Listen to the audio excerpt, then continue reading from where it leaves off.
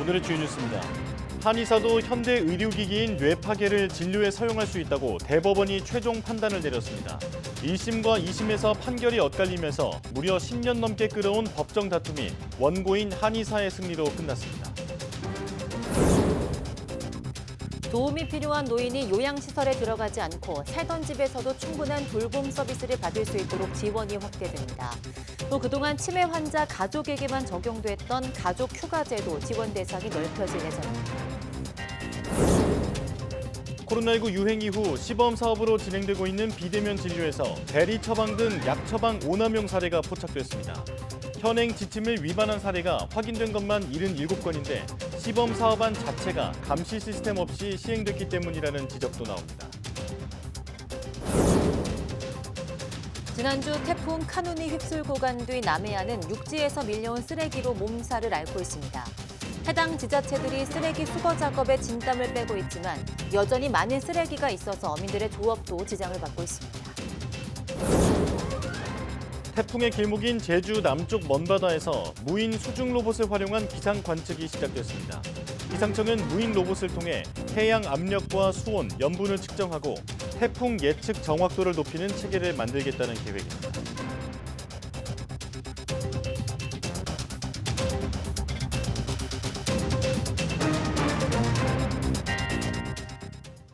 여러분 안녕하십니까? 사이언스 투데이 시작합니다. 이번 주말에는 곳곳에 비가 내리면서 무덥고 습한 날씨가 계속되겠습니다. 이번 주말 영남 지역에는 최고 100mm가 넘는 많은 비가 내리겠고 그 밖에 남부와 제주도에도 최고 60mm의 비가 예상됩니다. 남부지방의 비는 토요일 오전이면 대부분 그치겠지만 오후부터는 내륙 곳곳에 소나기가 지나는 곳이 많겠습니다. 비와 함께 습도 높은 무더위가 주말에도 계속돼 서울과 대전, 광주의 한낮 기온이 32도까지 오르겠습니다. 다음 주 화요일 중서부 지방을 시작으로 수요일에는 전국 대부분 지역에 비가 내릴 전망입니다. 제6호 태풍 카눈이 한반도를 휩쓸고 지나간 뒤 곳곳에 상흔이 남았죠. 경남 남해안은 태풍의 영향으로 육지에서 밀려온 쓰레기로 몸살을 앓고 있다고 합니다. 임형준 기자가 현장에 다녀왔습니다. 나뭇가지와 스티로폼, 생활 쓰레기 등 각종 쓰레기가 뒤엉켜 있습니다. 호구에 줄지어 정박한 배들이 마치 무태 있는 것처럼 착각하게 할 정도입니다. 제6호 태풍 카눈 영향으로 하천 등에서 밀려온 쓰레기입니다. 중장비까지 동원돼 부유물을 걷어내는 작업이 쉴 새 없이 이뤄집니다. 자, 이쪽으로 한번 밀어주세요. 집게차 작업하기 좋게요. 작업 시작 1시간여 만에 쓰레기가 산더미처럼 쌓였습니다. 작업하기가 굉장히 난해하고 힘듭니다. 지자체와 국가기관이 합심해서 공동 작업을 시행하고 있습니다. 많은 양의 쓰레기가 바다를 덮치면서 어민들 시름도 깊어지고 있습니다. 온 바다가 지금 쓰레기 덤입니다. 덤이고 이 육상에서 지금 각종 쓰레기와 나무 가지 등 갈대 이 내려가지고 사실 조업을 할 수 없는 그 입장에 있습니다. 태풍이 지나간 뒤 거제시가 280톤, 창원시가 84톤을 수거하는 등 경남 지역에서는 일주일 사이 해양 쓰레기 460여 톤을 치웠습니다. 경남의 각 시군은 육지에서 쓰레기가 더 밀려올 상황을 염두에 두고 인력과 장비를 동원해 수거 작업을 이어갈 계획입니다. YTN 임영준입니다. 기상청이 태풍의 길목인 동중국해에서 무인 수중 로봇을 활용한 위험 기상 관측을 처음으로 시작합니다. 기상청은 17일 경북대와 함께 제주 남쪽 먼바다에 무인 수중 로봇 해양 글라이더를 투하해 수중 압력, 수온, 염분을 측정하는 작업을 진행 중이라고 밝혔습니다. 해양 글라이더는 지난 13일 오후 이어도 해양과학기지 인근에 처음 투하됐으며 동중국해에서 무인 수중 로봇으로 관측 작업을 수행하는 건 이번이 처음입니다. 해양 글라이더를 활용한 수중 관측은 10월 8일까지 진행될 예정입니다. 기상청은 이번 관측으로 북태평양 고기압 확장과 후퇴, 해양 열 용량 측정 등을 통해 태풍의 진로와 발달 정도를 예측하고 해양 관측선을 활용한 수중 로봇의 운영 체계도 개발할 계획이라고 밝혔습니다. 스페인 카나리아 제도 테네리페 섬에서 발생한 산불이 빠르게 확산하고 있다고 AFP, 로이터 통신 등이 현지 시간 17일 전했습니다. 페르난도 클라비호 카나리아 제도 주지사는 전날 밤늦게 기자회견을 열어 지난 15일 밤 국립공원에서 시작된 산불이 통제 불능이라며 전망이 긍정적이지 않다고 말했습니다. 산불 둘레는 24시간 만에 22km까지 늘어났고 18제곱킬로미터 이상의 면적을 태웠습니다. 소방당국은 테이드산을 비롯한 섬 내 모든 산에 접근을 차단한 채 항공기 14대와 대원 250명을 동원해 화재를 진압하고 있습니다. 현지 언론에 따르면 테네리페 섬에 있는 공항 2곳은 정상적으로 운영되고 있습니다. 카나리아 제도에는 지난주 폭염으로 많은 지역이 말라붙어 산불 위험이 커졌습니다. 말레이시아에서 소형 여객기가 도로에 추락하며 최소 10명이 목숨을 잃었습니다. 더스타 등 현지 매체와 외신에 따르면 17일 말레이시아 중부 셀랑고르주 외곽 엘미나 지역에서 소형 여객기가 추락해 적어도 10명이 숨졌다고 현지 경찰이 밝혔습니다. 경찰은 북부 랑카위에서 이륙한 여객기가 쿠알라룸푸르 인근 술탄 압둘 아지즈 샤 공항에 착륙할 예정이었지만 오후 2시 40분 추락했다고 밝혔습니다. 여객기는 승무원 2명과 승객 6명 등 8명이 타고 있었으며 탑승자 전원이 사망했습니다. 또 비행기가 도로에 추락하면서 자동차, 오토바이와 충돌해 운전자 2명이 숨졌습니다. 경찰은 추락 전 비상 상황을 알리는 교신은 없었던 것으로 파악됐다며 사고 원인과 추가 피해 등을 조사 중이라고 덧붙였습니다. 유기동물 보호소에서 멸종위기 야생동물 2급인 살기, 안락사된 사실이 뒤늦게 알려지면서 논란이 일고 있습니다. 태백시 유기동물 보호소는 지난 15일 다리를 심하게 다친 고양이를 발견해 다음날 동물병원으로 옮겼지만 손을 쓸 수 없다는 수의사의 판단에 따라 안락사를 진행했습니다. 하지만 안락사한 고양이가 멸종위기 2급 야생동물인 살기라는 사실이 알려진 뒤 인터넷 커뮤니티 등을 통해 급속도로 퍼지면서 비판이 일고 있습니다. 보호소와 동물병원 측은 처음에 고양이라고 신고됐고 살을 실제로 본 적이 없어 몰랐다며 당시 살개의 건강 상태가 워낙에 좋지 않아 안락사를 결정할 수밖에 없었다고 밝혔습니다.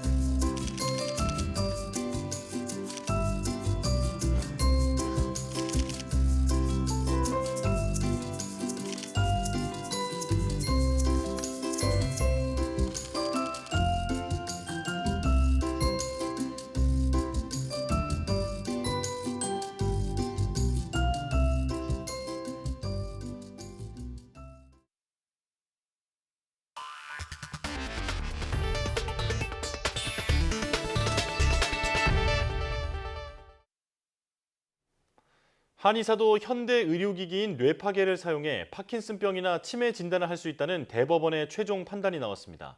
관련 논란이 제기돼 법적 다툼이 이어진 지 10여 년 만입니다. 대법원은 한의사 A씨가 보건복지부를 상대로 낸 한의사 면허 자격 정지 처분 취소 소송 상고심에서 원고 일부 승소로 판결한 원심을 확정했습니다. 재판부는 한의사의 뇌파괴 사용이 관련 법령에서 금지하는 사안인지와 보건위생상 위해 우려가 있는지, 또 한의학적 원리 적용 행위와 무관한지를 따졌을 때 한의사 면허 범위 이외 의료행위라고 볼 수 없다고 밝혔습니다. 앞서 A씨는 지난 2010년 자신이 운영하던 서울 서초구 한의원에서 파킨슨병과 치매 진단의 뇌파괴를 사용한 사실이 알려져 복지부로부터 면허 정지 처분을 받자 이에 불복하는 소송을 냈습니다.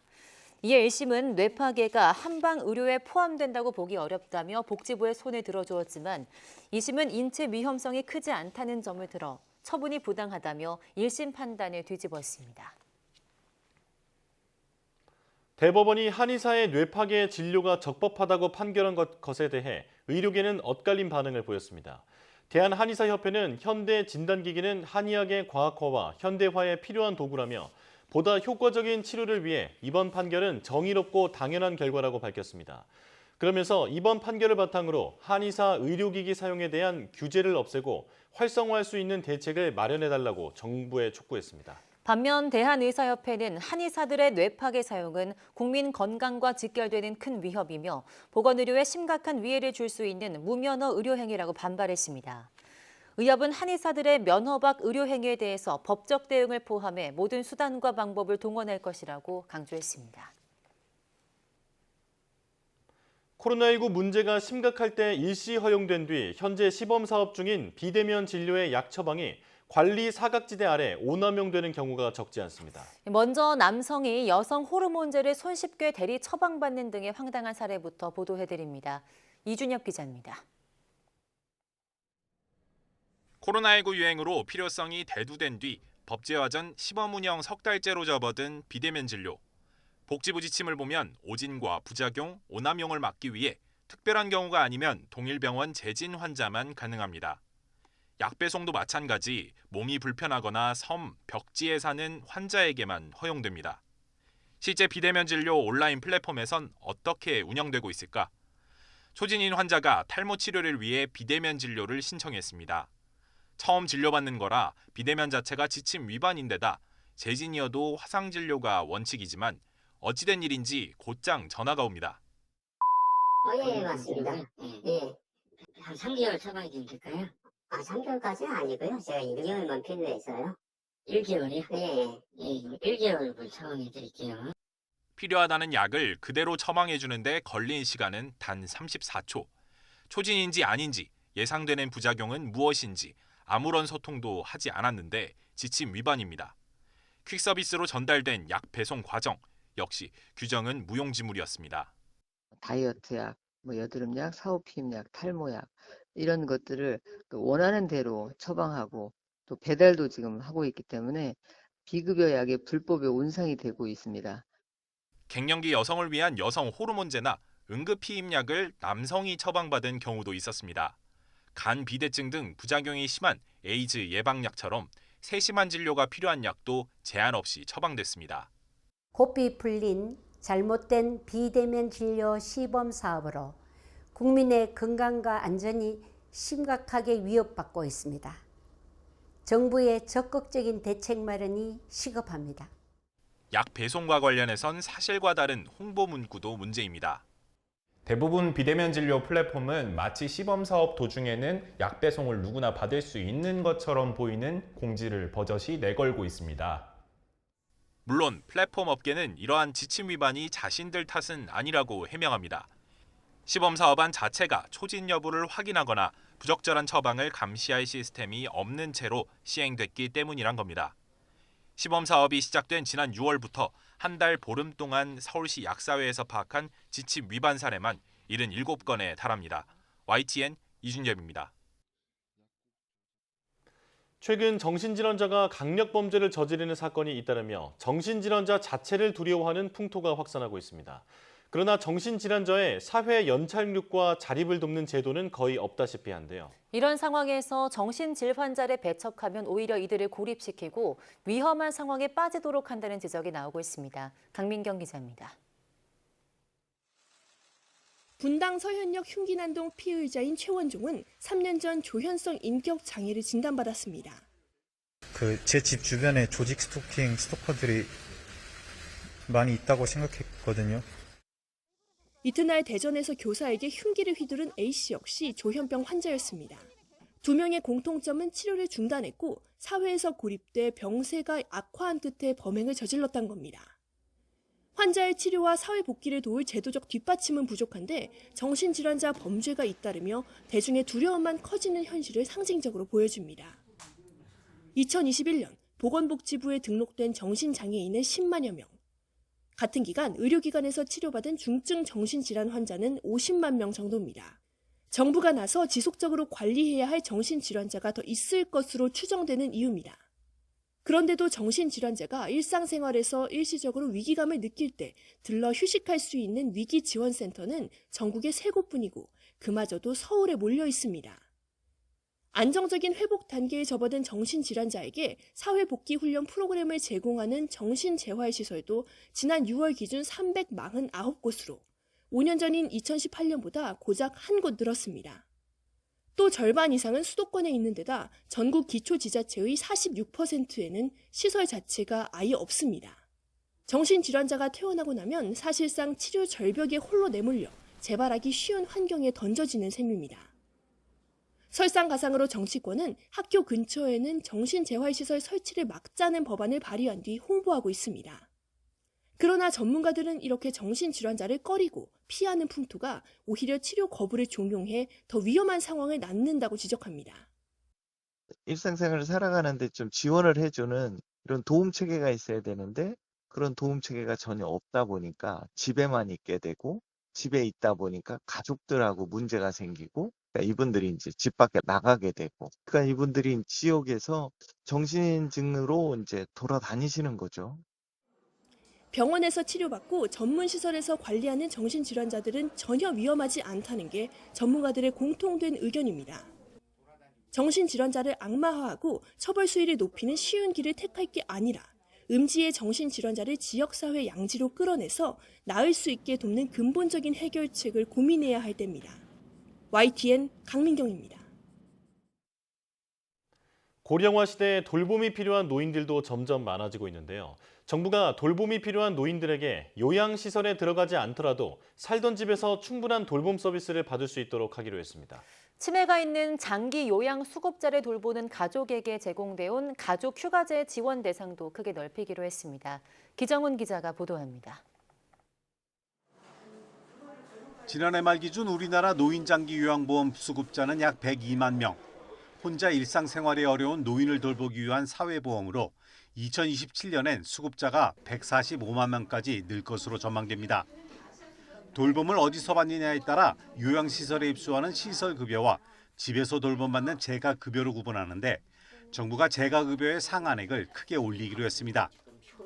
방문 간호나 방문 목욕 등 재가급여 서비스가 서비스 이용 비중의 77%를 차지하는데 지원 금액은 시설급여에 크게 못 미쳤기 때문입니다. 올해 기준 1등급 수급자 월 한도액은 재가급여가 188만 5천 원, 시설급여가 245만 2,500원으로 시설급여가 30%가량 많은 것을 2027년까지 같은 수준으로 맞추기로 했습니다. 서비스 기관 한 곳에서 다양한 재가급여를 포괄적으로 받을 수 있도록 통합 재가 서비스 기관도 현재 31곳에서 1,400곳까지 크게 늘립니다. 돌보는 가족을 위한 서비스도 확대합니다. 일부 지역에서 제공하던 가족 상담 서비스를 전국으로 확대하고 가족들이 쉴 수 있도록 돕는 가족 휴가제도 치매 환자로 못 박았던 지원 대상을 넓힙니다. 치매 가족 휴가제는 내년부터 모든 중증 수급자를 대상으로 장기 요양 가족 휴가제로 확대하고자 합니다. 이를 위해 모든 1, 2등급 재가 수급자도 단기 보호 또는 종일 방문 요양 급여를 이용할 수가 있습니다. 3, 4인실 중심인 요양시설의 1, 2인실을 늘리고 단체 행동이 아닌 자기 집처럼 생활할 수 있는 이른바 유니트 케어형 요양시설을 개발하기로 했습니다.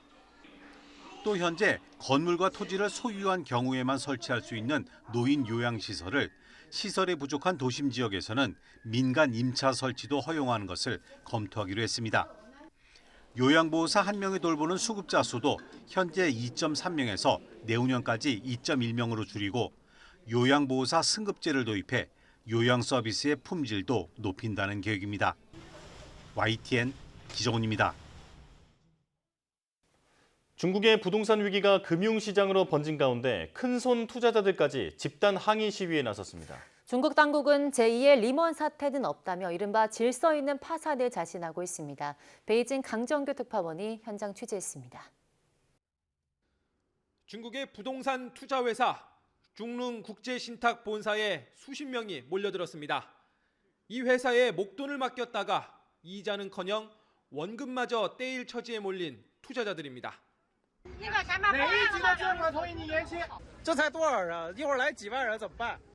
베이징에 있는 본사에 직접 찾아가 봤습니다. 입구에 배치된 경찰차와 겹겹이 두른 철제 펜스, 삼엄한 경비 속에 추가 시위는 없었습니다.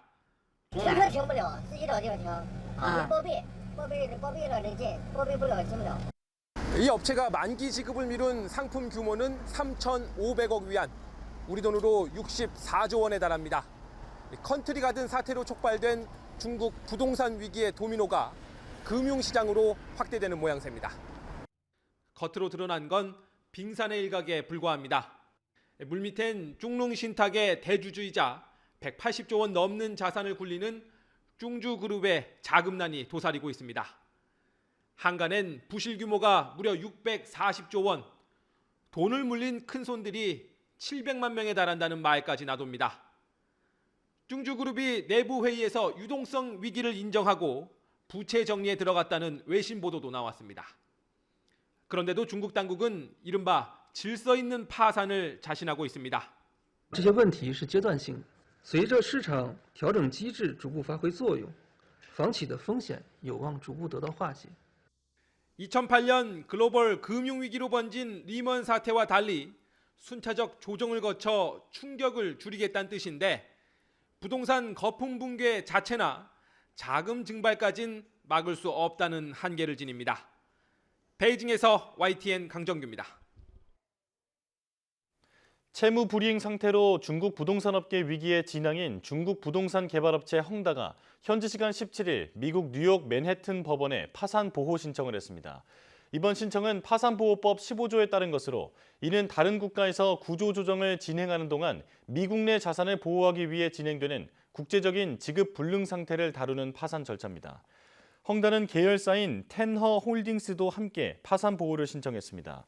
법원의 헝다에 대한 심리는 다음 달 20일 열릴 예정입니다. 최근 미국 증시 호황으로 불어난 자산 가치가 금융 안정에는 위험 요소가 될 수 있다고 미국 연방준비제도 위원들이 판단한 것으로 알려졌습니다. 현지 시간 18일 블룸버그 통신에 따르면 연준 위원들은 지난달 25일에서 26일 미 연방공개시장위원회 회의에서 이같이 의견을 모았습니다. 회의 참석자들은 자산 가치 상승 압력과 관련한 금융 안정성 위험도에 대해 주목할 만한 상황이라고 판단했습니다. 이들은 지난달 금융 상황을 검토하면서 주가 지수가 상승했고 회사채의 금리 차이가 축소됐다고 평가했습니다. 연준의 이번 판단은 지난 5월 FOMC에서 관련 위험도에 대해 보통이라고 평가한 것과 비교하면 우려 수위가 더 올라간 것입니다.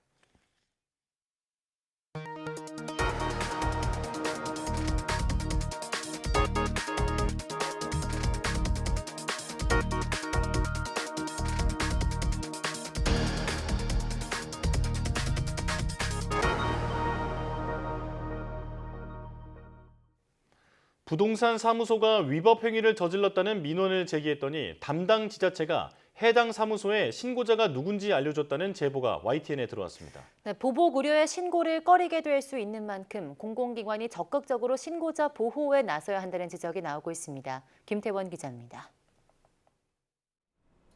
재작년 7월 근무하던 공인중개사무소를 그만두고 이직한 중개보조원 A씨. 1년 동안 일하던 곳에서 허위 매물을 내놓거나 무자격자가 중개사 명의를 빌려 계약 맺는 일을 목격한 뒤 부동산 거래 관련 신고를 받는 국토부 산하기관에 제보했습니다. 그런데 제보한 지 2주도 되지 않아 자신이 신고했다는 사실을 전 사무소 사람들이 알고 연락해왔습니다. 민원을 넘겨받은 구청 담당 공무원이 조사 대상인 업체에 전화해 A씨 이름을 알려줬다는 겁니다. 제가 저번에 민원 처리하면서 부동산에 이름 노출한 거 있잖아요. 제가 사과가 좀 부족한 것 같아서. 이후 전 사무소 직원들이 여러 차례 협박하고 인근 공인중개사무소에도 내부 고발자라고 소문을 내 이를 그만둘 수밖에 없었다는 게 A씨 주장입니다. 한번 찾아오고 나니까 계속 찾아올까 봐 죽인다고 하고 뒤에서 다룰 수 없는 말들도 많이 하고 이러니까 무서워서 일 못했죠. 알고 이러다 보니까 집에도 솔직히 잘 못 들어갔어요. 이에 대해 담당 공무원은 내부 고발자가 아닌 피해 세입자가 신고한 것으로 오해했고 휴대전화 뒷자리만 알려줬을 뿐인데 사무소가 전 직원인 A씨를 특정한 것이라고 반박했습니다. 담당 공무원은 지난해 12월 A씨 이름을 유출한 혐의가 인정돼 벌금 300만 원이 확정됐습니다. 하지만 이보다 앞서 구청에선 징계 없이 경고성 조치인 훈계 처분만을 받았고 얼마 뒤 승진하며 다른 자치구로 옮겨갔습니다. 어렵게 공익성 제보를 했다가 곤란을 겪은 건 A씨 사례뿐만이 아닙니다. 인터넷 커뮤니티엔 공공기관에 민원을 제기했더니 이름이 노출돼 곤욕을 치렀다는 경험담이 심심치 않게 나옵니다. 신분이 유출될 거에 대한 두려움 때문에 제보를 많이 못하시기 때문에 공무원들이 그걸 정확히 인지하고 일을 해야 되는데 정부는 지난 1월부터 시민 개인정보를 고의로 유출한 공무원에 대해선 파면이나 해임 등 공직 퇴출도 가능하게 징계 지침을 강화했습니다. 민원 처리 과정에서 개인정보가 유출되는 경우가 적지 않지만 구두 경고 등 경징계 처분에 그치는 게 대부분입니다. 하지만 일단 한번 신원이 노출되면 자칫 보복까지 이어질 수 있는 만큼 신고자 보호에 더욱 주의를 기울이고 책임도 강화해야 한다는 지적입니다. YTN 김태원입니다. 출생 미신고 아동에 대한 사회적 관심을 불러왔던 수원 냉장고 영아 시신 사건 기억하실 텐데요. 살인 혐의로 구속 기소된 친모 측 변호인이 첫 재판에서 살인죄가 아닌 영아 살해죄를 적용해달라고 주장했습니다. 아동 관련 시민단체는 출생 미신고 아동을 보호하기 위한 정부의 책임을 촉구했습니다. 임예진 기자가 보도합니다. 생활고를 이유로 지난 2018년과 이듬해 1년 간격으로 갓난아기 2명을 살해한 뒤 냉장고에 시신을 숨긴 친모 고모 씨의 첫 재판이 열렸습니다. 구속 기소된 고 씨는 고개를 푹 숙이고 몸을 잔뜩 움츠린 채 법정에 나왔습니다. 앞서 검찰은 고 씨가 아기를 낳은 직후가 아닌 출산 하루 뒤 범행을 저지른 것을 고려해 영아 살해보다 형량이 무거운 살인 혐의로 재판에 넘겼습니다. 고 씨의 변호인은 공소 사실을 모두 인정한다면서도 당시 고 씨의 심리 상태에 따라 영아 살해죄를 적용해야 한다고 주장했습니다. 이어 첫 번째 피의 영아의 경우 집에서 살해한 뒤 집안 냉장고에 유기했기 때문에 장소를 옮긴 게 아니라서 사체 은닉으로 볼 수 없다고도 덧붙였습니다. 아내의 범행을 방조한 혐의로 경찰 조사를 받았다가 결국 불송치된 고 씨의 남편은 법정에 나오지 않았습니다. 다만 변호인은 범행 당시 고 씨와 함께 지낸 남편을 다음 재판 증인으로 신청했습니다. 또 시신이 들어있는 냉장고를 긴 시간 수없이 여닫은 것으로 미뤄 고 씨의 심리 상태가 정상적이었다고 보기 어렵다며 정신 감정도 요청했습니다. 고 씨의 2차 공판 기일은 다음 달 11일로 잡힌 가운데 출생 미신고 아동을 보호하기 위해 적극적인 역할을 해줄 것을 정부에 촉구하는 기자회견도 열렸습니다. 미흡한 출생 신고제 외에도 아동 보호 체계 내에서 아동의 죽음을 막을 수 있는 기회들이 얼마나 있는지, 사회적 안전망이 왜 작동하지 않았는지 조사하여야 한다. 아동의 죽음이 반복되지 않도록 출생 신고가 되지 않은 채 숨진 모든 아동을 대상으로 사망 원인을 심층 조사해야 한다고 강조했습니다. 아울러 임신과 출산, 양육에 어려움을 겪는 위기 가정 지원과 아동 보호에 쓰이는 예산도 증액해야 한다고 요구했습니다. 올해 1월부터 5월 사이에 태어났지만 출생 신고가 되지 않은 영아는 144명으로 집계됐습니다. 경찰은 이 가운데 숨진 아기 1명의 보호자를 검찰에 넘기고 15명에 대해서는 수사를 이어가고 있습니다. YTN 임혜진입니다. 전라북도가 새만금 잼버리 대회를 반년가량 앞두고 화장실 시설 담당 공무원들에게 준비를 잘했다며 상을 줬던 것으로 드러났습니다. 잼버리 파행 사태를 촉발한 기반시설 담당자와 공사업체 관계자도 심사위원 전원 찬성으로 포상을 받았습니다. 이승배 기자입니다. 새만금 야영장에서 가장 먼저 철수한 영국 대표단. 더러운 화장실을 첫 번째 이유로 꼽았습니다. The first is the sanitation. We were concerned that the toilets weren't being cleaned frequently enough. There wasn't soap in there and it wasn't safe and there was rubbish building up as well. 다른 참가자들은 물론 외신도 화장실 위생 문제를 지적했습니다. 불만이 속출하자 한덕수 총리는 몸소 팔을 걷어붙이고 청소에 나서기도 했습니다. 관계자들에겐 누구에게 시킬 생각하지 말고 직접 청소하라는 특명도 내렸습니다. 그런데 대회 7달 전에 화장실 담당 공무원들이 포상을 받은 것으로 확인됐습니다. 군산시와 부안군 공무원 2명인데 이유로는 분뇨 처리 기반 조성에 공이 있다였습니다. 화장실 시설 준비를 잘해서 상을 준다는 겁니다. 탐방로와 쉼터 등 기반 시설 조성에 이바지했다며 다른 부안군 공무원 2명도 포상을 받았습니다. 이 가운데 한 명은 대회 메인 건물인 글로벌 청소년 리더센터 조성 담당자였습니다. 480억 예산을 들여놓고도 개회 전 준공을 못해서 비판을 받았던 시설입니다. 이 밖에 기반시설 공사업체 관계자 2명도 심사위원 전원 찬성으로 표창을 받았습니다. 공사를 원활히 진행했고 용역 업무를 안전하게 잘했다는 명목이었습니다. 잼버리 파행의 주요 원인 중에 하나가 기반시설의 미비였는데요. 기반시설 책임자들에 대한 포상이 이루어진 것은 적절치 않아 보이고요. 이 기반시설 설치 과정에서의 예산 집행 과정도 적절했었는지 좀 국회 차원에서 낱낱이 살펴봐야 할 것 같습니다. 이처럼 포상 잔치를 벌였지만 위생에 투입된 예산은 쥐꼬리였습니다. 잼버리 조직위는 개최를 목전에 두고 올해 3번에 걸쳐 152억 원을 추가로 받았는데 화장실과 샤워장 등에 쓴 비용은 2,100만 원에 불과했습니다. 위생관리 같은 기본 준비는 제대로 안 한 채 조직 운영과 이벤트 같은 행사에만 집중했다는 비판은 그래서 나오고 있습니다. YTN 이승배입니다.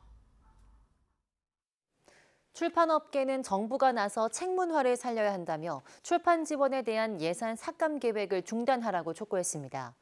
대한출판문화협회와 출판업계 관계자들은 17일 서울 서계동 문체부 서울사무소 앞에서 집회를 열고 좋은 책, 다양한 책이 나올 수 있도록 하는 게 정부의 역할이라며 이같이 밝혔습니다.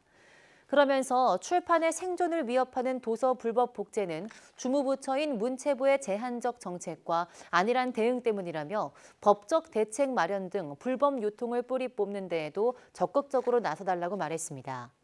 집회 참석자들은 또 문체부는 현장을 외면한 채 현실과 동떨어진 이야기만 반복하고 있다면서 최소한 장관이 직접 나서 출판사의 목소리에 귀 기울여야 한다고 덧붙였습니다. 지난 2000년에 건축 허가를 받은 부산 롯데타워가 우여곡절 끝에 23년 만에 공사에 들어갔습니다. 67층 342.5m 규모로 완공되면 우리나라에서 세 번째 높은 건물이 됩니다. 김정호 기자입니다.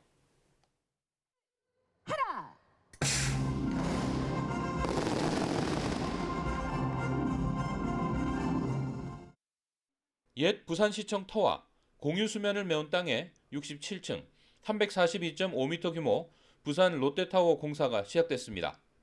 바다 한가운데에서 파도가 퍼지는 모습을 형상화한 건물로 2026년 완공이 목표입니다. 판매와 관광, 휴게시설 등이 자리할 예정입니다.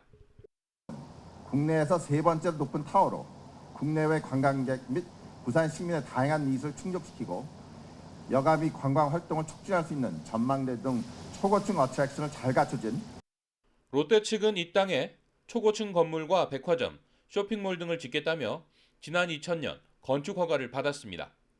판매 시설은 먼저 완성했지만 랜드마크가 될 초고층 건물은 차일피일 미뤘습니다.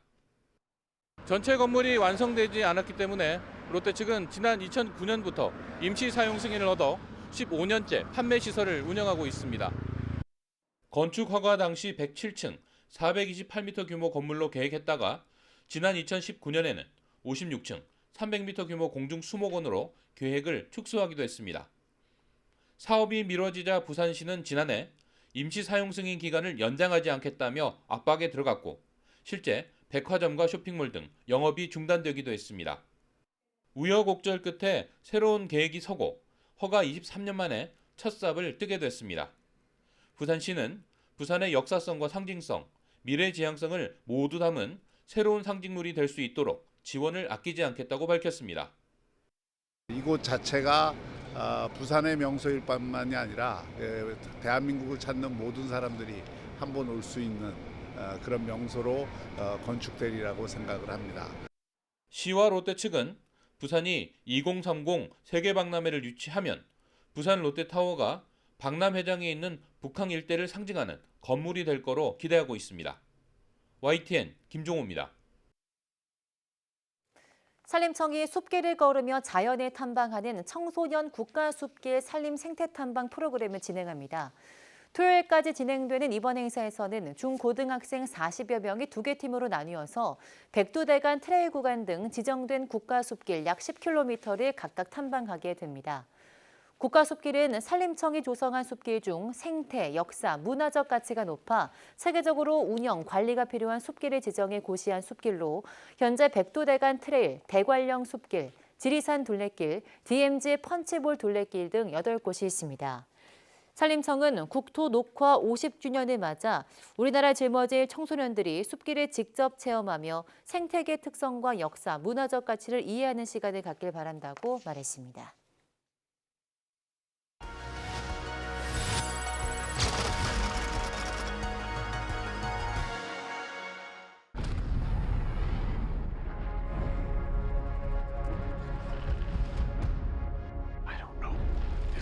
Trusted about what's happening here.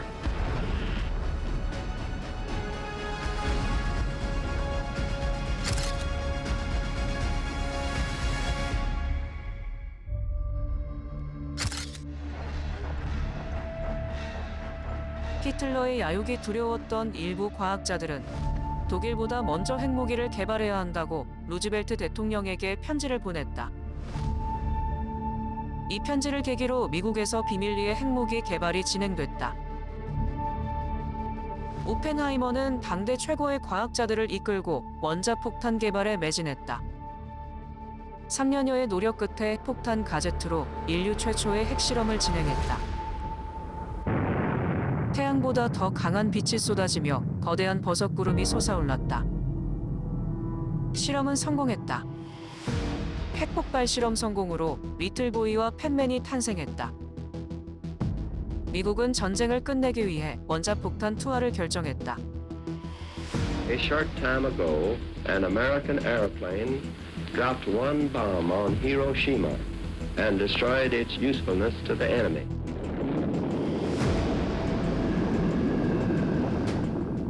일본이 항복하며 전쟁은 끝났다. 하지만 원자폭탄 피해자는 기하급수적으로 늘어났다. 전쟁을 끝내기 위해 핵무기를 만들었지만 원자폭탄의 끔찍한 참상에 오펜하이머는 절망했다. Now I am become death, the destroyer of worlds.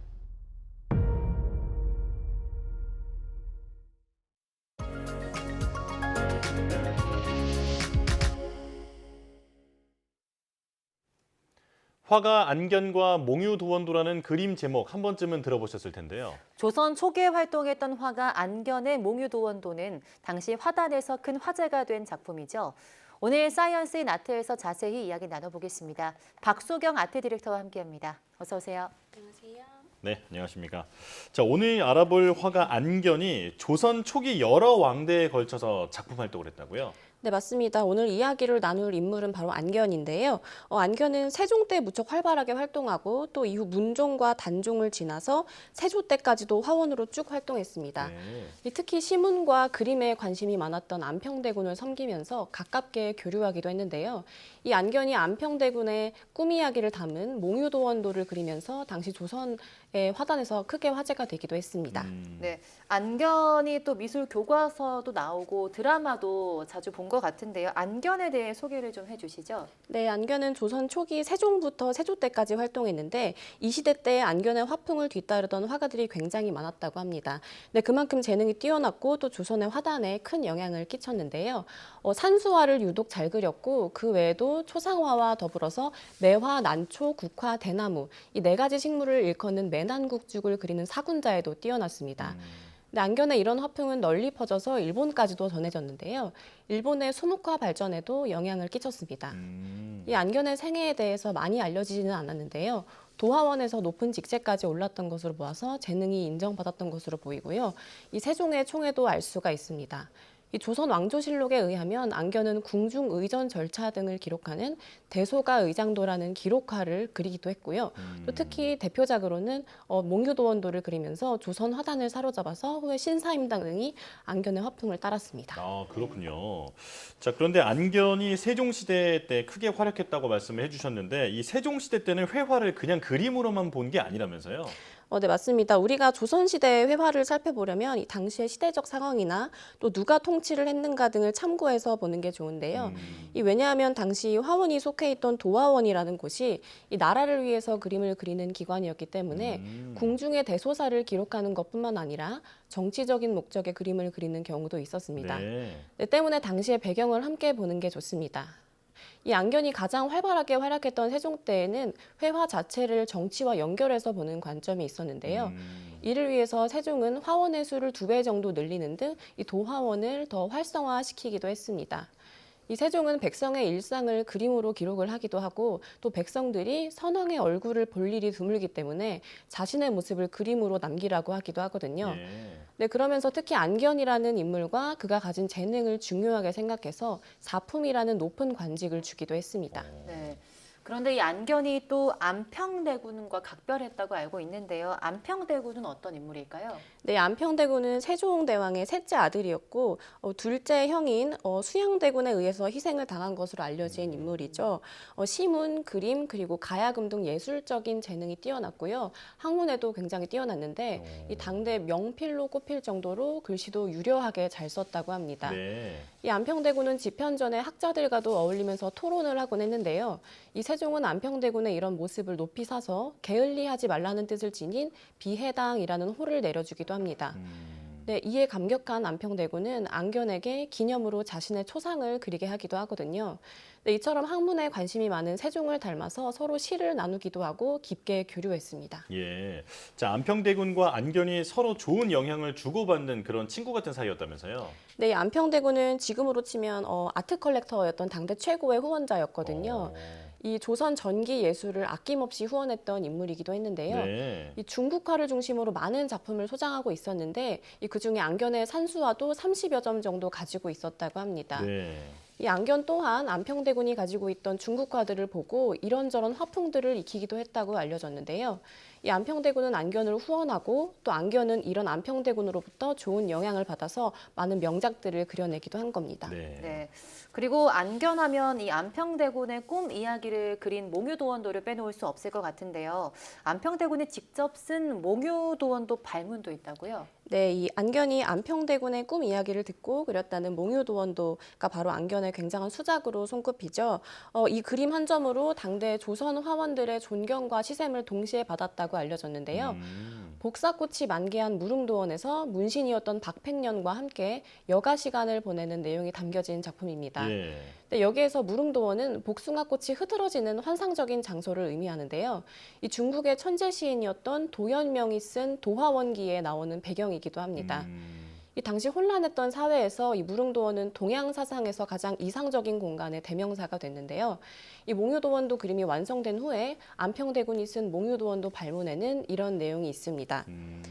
네, 정묘년 4월 20일 밤에 자리에 누우니 정신이 아득하여 깊은 잠에 빠지고 꿈도 꾸었다. 박팽년과 어느 숲에 당도하자 층층에 산봉우리가 솟아있고 깊은 골짜기가 아름다우며 복숭아 나무 수십 그루가 서 있었다. 그러다 노인을 만났는데 이 길을 따라 골짜기에 들어가면 도원이회다라고 일러주었다. 네, 안평대군의 발문에 따르면 이 안견이 이 몽유도원도를 3일 만에 그렸다고 하고요. 이 발문에는 안평대군뿐만 아니라 당대 덕망 높은 다른 선비들의 찬문들도 함께 수록이 되어 있습니다. 예, 안평대군이 꿈속에서 신선을 만난 게 아닌가 이런 생각이 드는데요.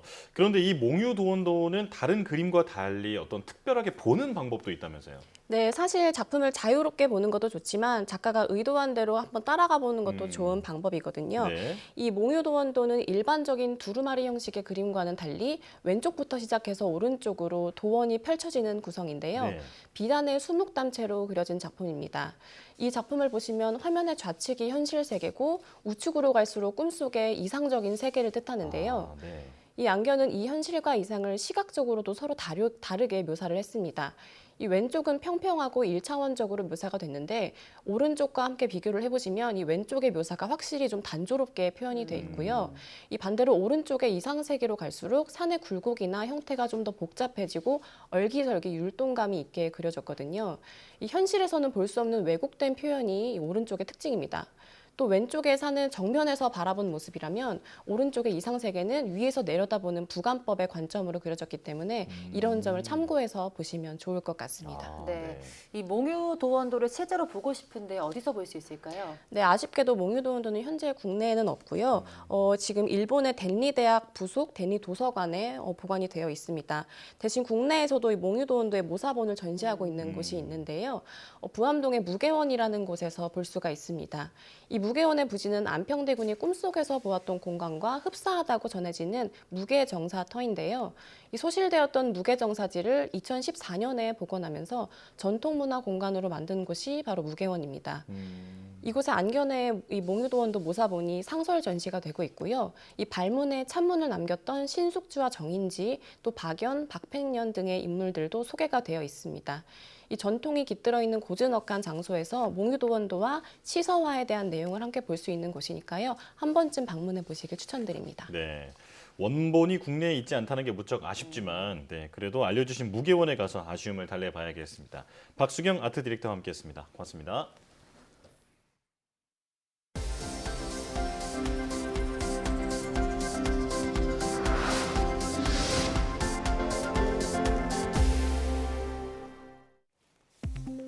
국가가 전략적으로 대응해야 할 감염병으로 코로나19와 메르스, 인플루엔자, 중증 열성 혈소판 감소 증후군, 중증 급성 호흡기 증후군, 지카 바이러스 감염증이 차례로 선정됐습니다.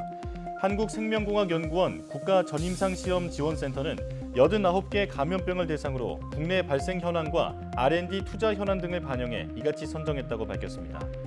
국가전임상시험지원센터는 선정된 6개 감염병에 대해 우선순위를 바탕으로 국가감염병 전임상 시험을 지원해 감염병 대응에 대외 의존도를 줄여나가겠다는 방침입니다. 지금까지 유방암 위험을 높인다고 알려진 유전자 외 유방암과 관련된 유전자 4개가 추가로 발견됐습니다. 캐나다 라발대 등 공동 교수팀은 유방암 환자 2만 6천 명을 포함한 24만여 명의 유전자 서열을 분석한 결과 맵3K1과 LGTR1, ATR, 바르디1 유전자가 유방암 위험을 높이는 것으로 확인됐다고 밝혔습니다. 또 브르카 유전자 등 지금까지 알려진 유방암 관련 유전자만으로는 유방암 위험의 일부만 설명할 수 있었다며 새로 발견한 유전자가 여성들의 유방암 위험을 줄이는 데 도움될 것이라고 설명했습니다. 전립선암 치료를 위해 고환을 절제하거나 호르몬 억제제를 투여해 남성 호르몬을 억제하는 안드로겐 차단 요법이 치매 위험을 높인다는 연구 결과가 나왔습니다. 미국 베일러 의대 연구팀은 28편의 연구 논문을 종합 분석한 결과 안드로겐 차단 요법 치료를 받은 전립선암 환자는 알츠하이머 치매 등 다양한 치매 위험이 상당히 높았고 파킨슨병과 우울증 위험도 높았다고 밝혔습니다. 연구팀은 안드로겐이 신경세포 단백질 퇴화와 시냅스 밀도 유지 등 신경세포의 미세 작동 기전에 관여하기 때문으로 보인다고 설명했습니다. 전지 속 전해질을 액체가 아닌 고체로 대체, 노출이나 화재 위험을 낮춘 전고체 전지를 얇고 유연하게 제작하는 기술이 개발됐습니다. 한국전자통신연구원 에트리는 이온 전달 성질이 우수한 황화물을 이용해서 고체 전해질을 만들고 강도가 우수한 직물 지지체와 결합해 압축하는 방식으로 전고체 전제 전해질 막을 개발했다고 밝혔습니다. 또 이 방식으로 전고체 전지를 제작한 결과 기존 전고체 전지보다 기계적 강도와 유연성 모두 우수했고 출력 특성은 1.2배, 에너지 밀도는 6배 좋아졌다고 설명했습니다.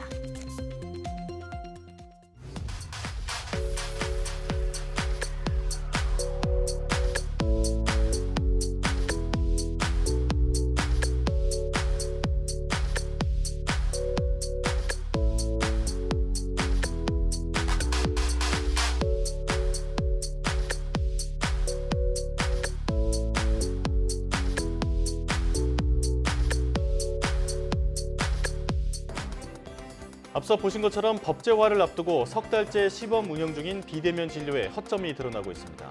호르몬제나 에이즈 예방약처럼 심한 부작용 가능성이 있는 약이 허술하게 처방된 사례를 전해드렸는데요. 국민의 의료 서비스 이용 편의를 증진하기 위해 마련됐다 하더라도 안전이 보장되지 않으면 오히려 국민 건강에 해가 될 수 있겠죠.